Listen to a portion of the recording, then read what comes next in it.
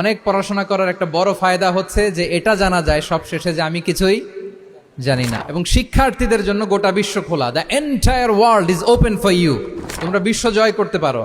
তোমরা ঢাকা বিশ্ববিদ্যালয়ে যাবে, ঢাকা বিশ্ববিদ্যালয়ে যে আমাদের কোরআনের আলো ছড়িয়ে দেওয়ার দরকার আছে না নাই বলো? তোমরা চট্টগ্রাম বিশ্ববিদ্যালয়ে যাবে, তোমরা অক্সফোর্ডে যাবে, তোমরা এমআইটিতে যাবে, তোমরা হার্ভার্ডে যাবে। তুমি জানোই না যে আল্লাহ তাআলা তোমাকে দিয়ে কোন খেদমত নিতে পারে।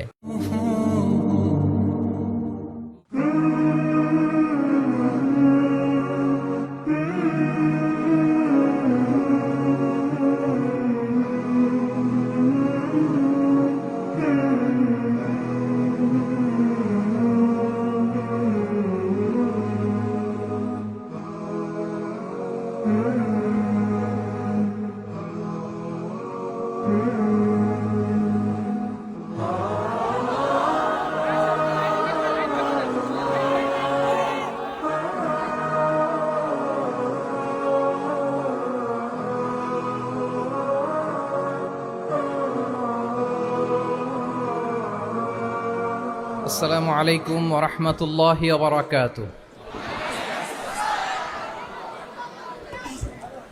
নাহমাদুহু ওয়া নুসাল্লি আলা রাসূলিহিল কারীম।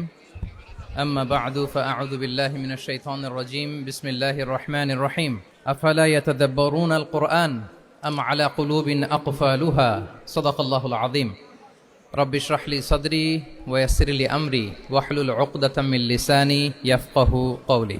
তানজিমুল উম্মাহ ফাউন্ডেশন কর্তৃক আয়োজিত 13তম হিফজুল কোরআন অ্যাওয়ার্ডের আজকের এ চমৎকার আয়োজনে, এ চমৎকার অনুষ্ঠানে আপনারা যারা উপস্থিত হয়েছেন আপনাদের সবাইকে জানাচ্ছি আন্তরিক শুভেচ্ছা এবং মোবারকবাদ। আহলান ওয়া সাহলান ওয়া মারহাবান বিকুম ফি হাযাল লিকা আত-তাইয়্যিব আল মুবারাক। আমি শুরুতেই আল্লাহ রাব্বুল ইজ্জা ওয়াল জালালের দরবারে শুকরিয়া জ্ঞাপন করছি, যিনি আমাদেরকে এরকম চমৎকার একটি বরকতময় প্রোগ্রামে একত্রিত করেছেন। আমরা সবাই পড়ছি কালিমাতু শুকর আলহামদুলিল্লাহ। আল্লাহ তাআলার দরবারে শুকরিয়া জ্ঞাপনের পাশাপাশি আমি আজকের প্রোগ্রামের যারা অর্গানাইজার, আয়োজক, তাদেরকে অন্তরের অন্তঃস্থল থেকে শুকরিয়া জানাতে চাই। এরকম চমৎকার প্রোগ্রামে আমাকে ইনভাইট করবার জন্য আমি অত্যন্ত সম্মানিত বোধ করছি। এরকম চমৎকার একটি কোরআনের প্রোগ্রামে অংশগ্রহণ করার সুযোগ পেয়ে আজকের প্রোগ্রামে উপস্থিত আছেন তানজিমুল উম্মাহ ফাউন্ডেশনের সম্মানিত পরিচালনা পর্ষদ, উপস্থিত আছেন তানজিমুল উম্মাহ ফাউন্ডেশনের সম্মানিত শিক্ষকবৃন্দ, শুভাকাঙ্ক্ষীবৃন্দ, অভিভাবক মণ্ডলী এবং হেফজ কমপ্লিট করা শিক্ষার্থী বন্ধুরা, সাংবাদিক বন্ধুরা, ভলান্টিয়ার্স, আমি সবাইকে আবারও অন্তরের অন্তঃস্থল থেকে শুভেচ্ছা জানিয়ে শুরু করছি। শুরুতে আমি আজকের প্রোগ্রামের যারা মধ্যমণি, যারা হুফাজুল কোরআন, যারা অ্যাওয়ার্ড রিসিভ করেছে তাদেরকে আমি অফিসিয়ালি কংগ্রেচুলেট করতে চাই, অভিনন্দন জানাতে চাই যে তোমরা অনেক বড় একটি অর্জন ইতিমধ্যে সম্পন্ন করেছো, আলহামদুলিল্লাহ। এটা একটা হিউজ মাইলস্টোন। এটা যে কত বড় একটা নেমা বা সৌভাগ্য এটা কল্পনা করা যায় না।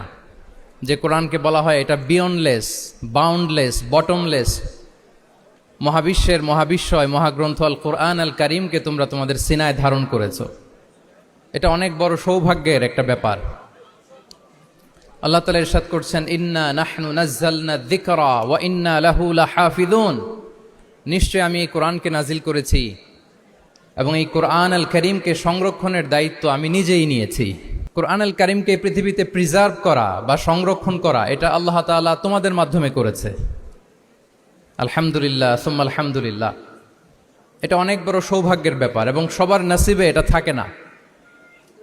যাদেরকে আল্লাহ তাআলা পছন্দ করেন, যারা চুজেন পার্সোনালিটি টু আল্লাহ সুবহানাহু ওয়া তাআলা, শুধুমাত্র কেবলমাত্র একমাত্র তাদেরকেই আল্লাহ তাআলা এই সৌভাগ্য দান করেন।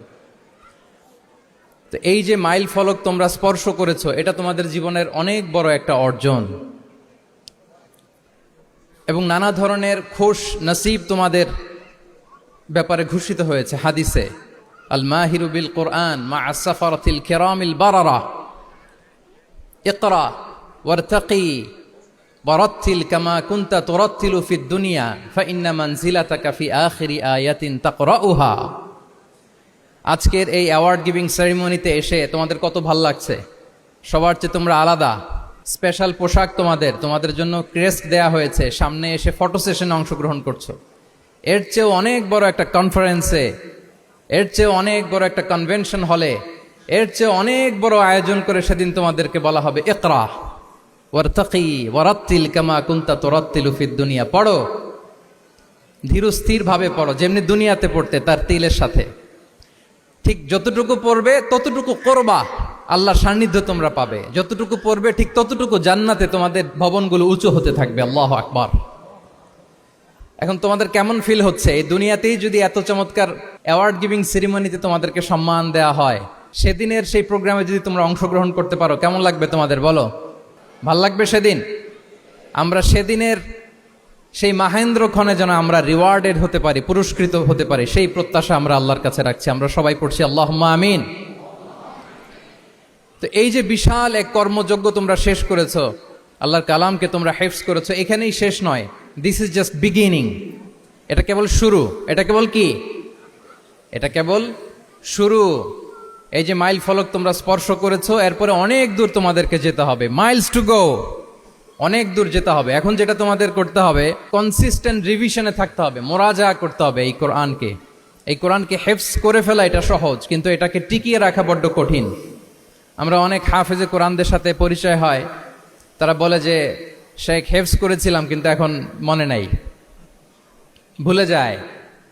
তো হেফজ করে ফেলাটা সহজ, কিন্তু এটা সিনায় রাখা মরণ অবধি, যতদিন দুনিয়াতে বেঁচে থাকি ঠিক ততদিন এই কোরআনকে প্রিজার্ভ করা, সিনাতে রাখা, এটা বড্ড কঠিন, অনেক বড় চ্যালেঞ্জ এটা তোমাদের জন্য।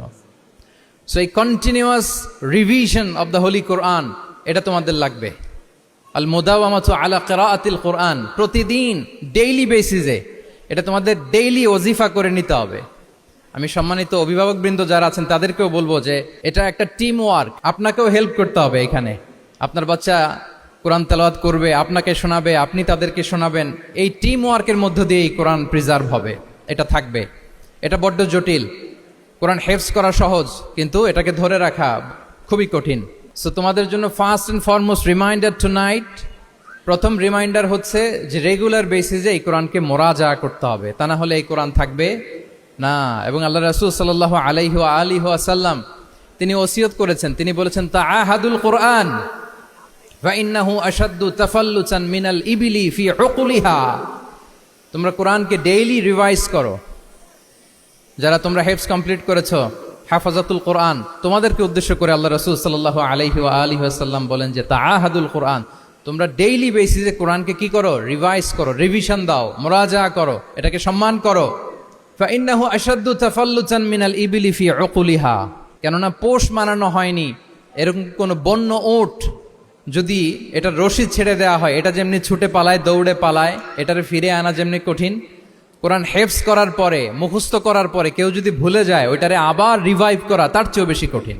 তো এই জন্য ডেইলি বেসিসে রিভাইজ করতে হবে। এবং আল্লাহ রাসূল সাল্লাল্লাহু আলাইহি ওয়া আলিহি ওয়াসাল্লাম তিনিও যাতে ভুলে না যান, বারবার কোরআন পড়তেন, বারবার রিভাইজ করতেন। রাসূল সাল্লাল্লাহু আলাইহি ওয়াসাল্লামের কষ্ট হয়ে যেত, ফলে আল্লাহ তাআলা বলেছেন লা তুহাররিক বিহি লিসানাকা লিতা'জালা বিহি ইন্না আলাইনা জামাআহু ওয়া কুরআনা ফাইদা ক্বরানাহু ফাত্তাবি' কুরআনা। নবী, আপনি তাড়াহুড়ো করে, এত কষ্ট, এত প্রেশার আপনার উপর নেওয়ার দরকার নেই, আমি আপনাকে পড়িয়ে দেব।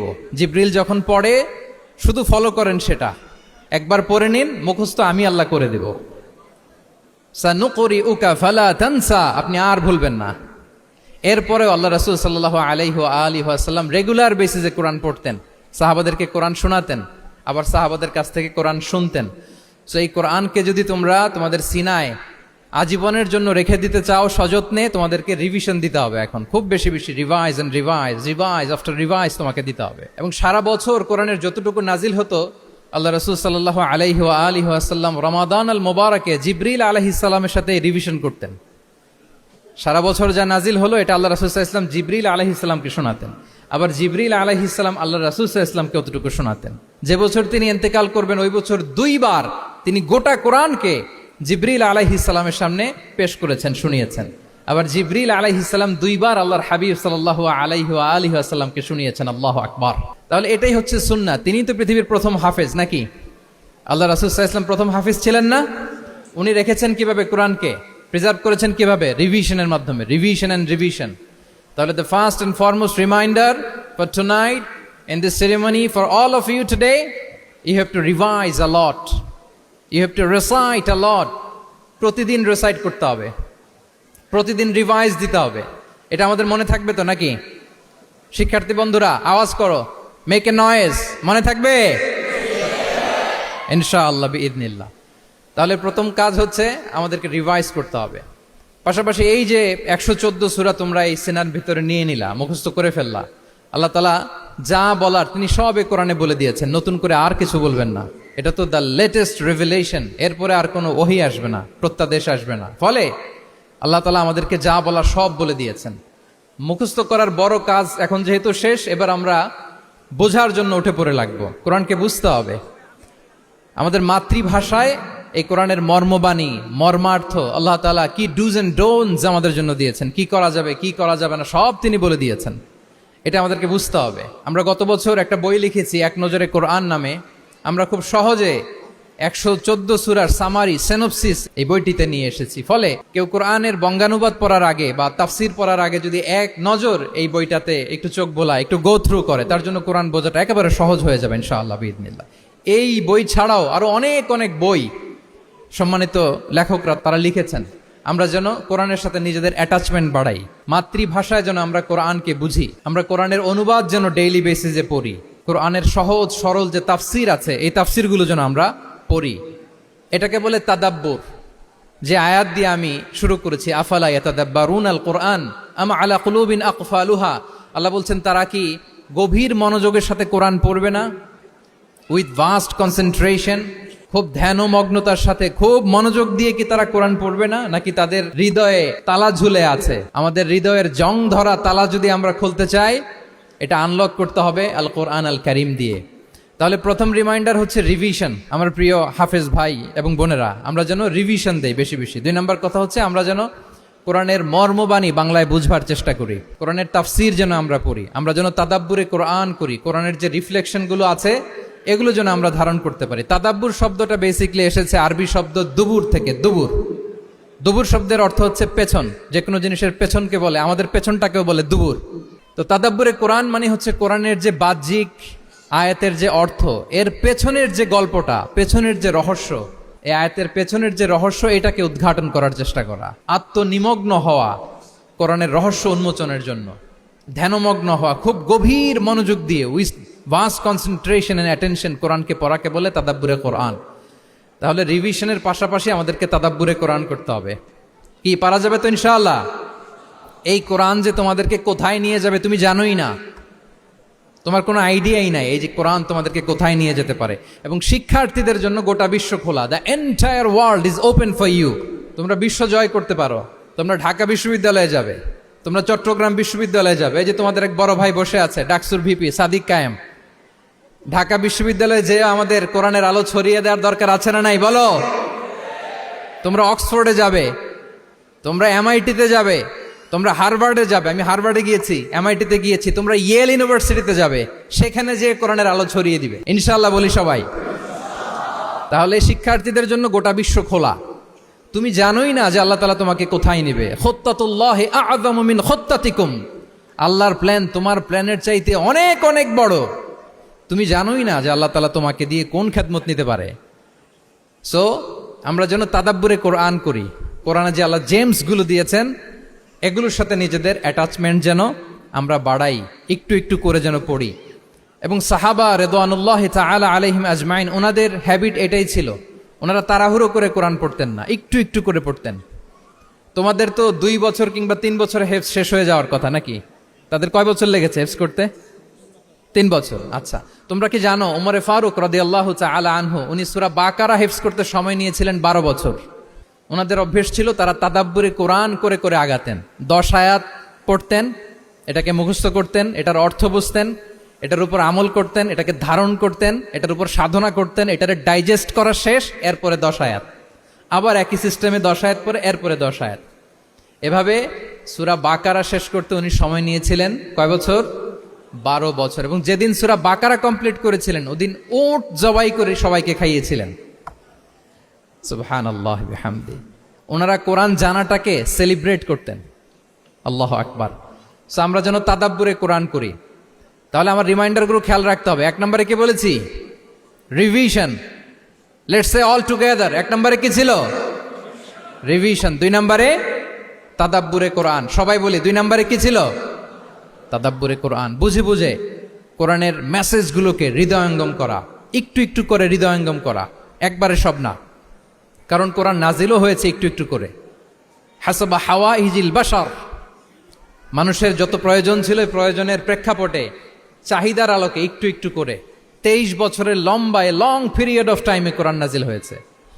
কোরআন কিন্তু তাওরাত, জাবুর, ইনজিলের মতো, তাওরাতের মতো, জাবুরের মতো কিন্তু কোরআন একবারে নাজিল হয়ে যায়নি। তাওরাত, জাবুর কিন্তু একবারে এট এ টাইমে নাজিল হয়েছে, কিন্তু কোরআন নাজিল হয়েছে কত বছরের সময় নিয়ে?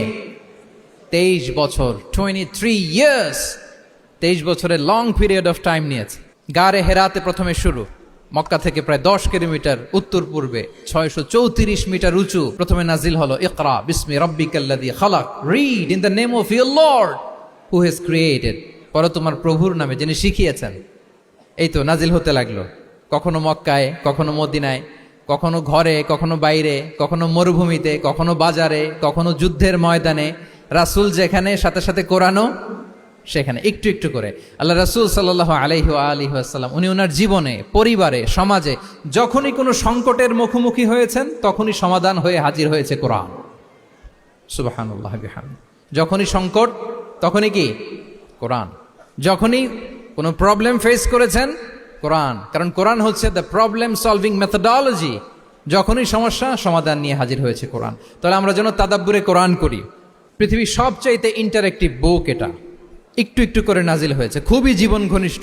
তোমরা যত পড়বে, যত রিসার্চ করবে, যত এক্সপ্লোর করবে, তত এই জ্ঞান, এই নলেজ, এই রহস্য তোমাদের কাছে ধরা দেবে। তাহলে 1 নম্বরে হচ্ছে রিভিশন, 2 নম্বরে হচ্ছে তাদাব্বুরে কোরআন, যেটা বলেছি যে এটা ইন্টারেক্টিভ বুক। যখনই রাসূল সাল্লাল্লাহু আলাইহি ওয়াসাল্লাম সমস্যার সম্মুখীন হয়েছেন তখনই কোরআন আলোকবর্তিকা হয়ে হাজির হয়েছে। এবং কোরআনকে আল্লাহ আলো বলেছেন অনেক জায়গায়, ওয়া আনসালনা ইলাইকুম নূরাম মুবিনা, নূর বলেছেন আল্লাহ তাআলা, এটা আলোকবর্তিকা। কিতাবুন আনসালনাহু ইলাইকা লিতুখরিজান নাসা মিনাজ যুলুমাতি ইলান নূর, অন্ধকারাচ্ছন্ন মানুষগুলোকে আলোর পথে নেয়ার জন্য আল্লাহ তাআলা এই কিতাবকে পাঠিয়েছেন, ক্রাইটেরিয়ান করে পাঠিয়েছেন। এই কোরআনের সাথে যদি আমার প্রিয় শিক্ষার্থী বন্ধুরা তোমাদের অ্যাটাচমেন্ট গড়ে ওঠে, সারা জীবনের জন্য তুমি safe. It's a criterion. Quran পড়লে, কোরআন জানলে কোনটা সত্য কোনটা মিথ্যা কোরআনের লেন্স দিয়ে তুমি পরখ করতে পারবে। এটাকে আল্লাহ তাআলা বলেছেন আল ফুরকান, তাবারাকাল্লাযী নাযালাল ফুরকানা আলা আবদিহি লিয়াকুনা লিল আলামিনা নাযীরা। ফুরকান মানে the criterion, it differentiates between right and wrong, কোনটা সত্য কোনটা মিথ্যা, কোনটা ভালো কোনটা মন্দ। এটা কোরআনের লেন্স দিয়ে যদি তুমি পরখ করো, তোমার জন্য গোটা বিশ্বটা সহজ হয়ে যাবে, কোনটা সত্য তুমি সহজেই বুঝতে পারবে। তাহলে আমরা ডেইলি বেসিসে রিভিশন দিব, আমরা কোরআনের সাথে নিজেদের অ্যাটাচমেন্টকে বাড়াবো। রেগুলার বেসিসে আমরা তাদাব্বুরে কোরআন করব। কি করব? তো ইনশাআল্লাহ সবাই একসাথে আওয়াজ করে পড়ে ইনশাআল্লাহ। বিশাল এক কর্মযজ্ঞ তোমরা শেষ করেছো, এবার নতুন কর্মযজ্ঞের পথে তোমরা হাঁটবে। কোরআন তোমরা মেমোরাইজ করেছো এবং এখন জ্ঞানের অন্যান্য যে ব্রাঞ্চ আছে, শাখা প্রশাখা আছে, সেগুলোতে তোমরা বিচরণ করবে।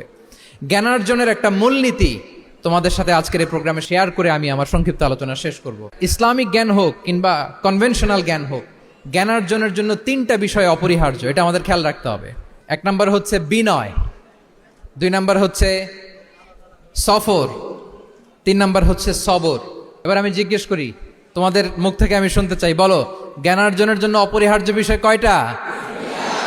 1 নম্বরে বিনয়, 2 নম্বরে সফর, 3 নম্বরে সবর। এই 3টাই লাগবে।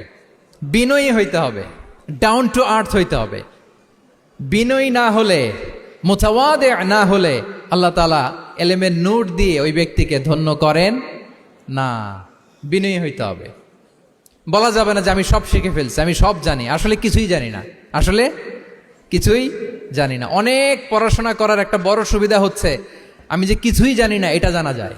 যারা অনেক পড়াশোনা করে, গভীর জ্ঞান অর্জন করে, অনেক পড়াশোনা করার একটা বড় ফায়দা হচ্ছে যে এটা জানা যায় সব শেষে যে আমি কিছুই জানি না। আবুন নওয়াস একটা চমৎকার কবিতা লিখেছেন, উনি বলেছেন ফাকুল লিমান ইয়াদঈ ফিল ইলমি ফালসাফাতান হাফিজতা শাইআন ওয়া গাবাত আনকা আশিয়াউ। যে বলে যে আমি সব জানি, তুমি তার বৃদ্ধাঙ্গুলি দেখিয়ে বলা তুমি কিছুই জানো না, তুমি অল্প কিছু জেনেছো। মহাবিশ্বের অনেক রহস্য তোমার কাছে এখন অধরা, এখনো অধরা, অজানা।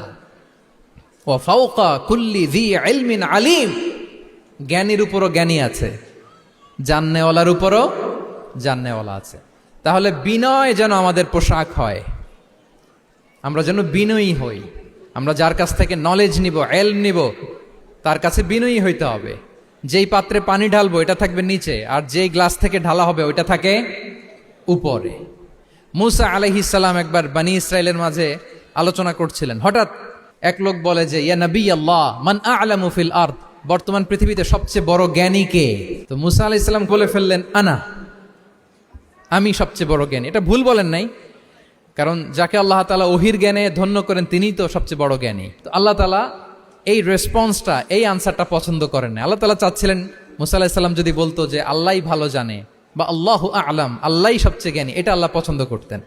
তো উনি যখন বলে ফেলছেন আমি, আল্লাহ বলে না মুসা, তুমি যে বলে ফেললে আমি সবচেয়ে বড় জ্ঞানী, তুমি তো সবচেয়ে বড় জ্ঞানী নও, তোমার চেয়ে বড় জ্ঞানী আছে। শুনে তো মুসা আলাইহিস সালাম অবাক, কি আমার চেয়ে বড় জ্ঞানী কোথায়?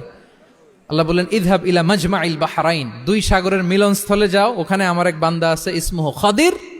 ওই খাদির, যারে আমরা বাংলায় খিজির বলি আর কি, এই খিজির তোমার চেয়েও জ্ঞানী। আল্লাহু আকবার।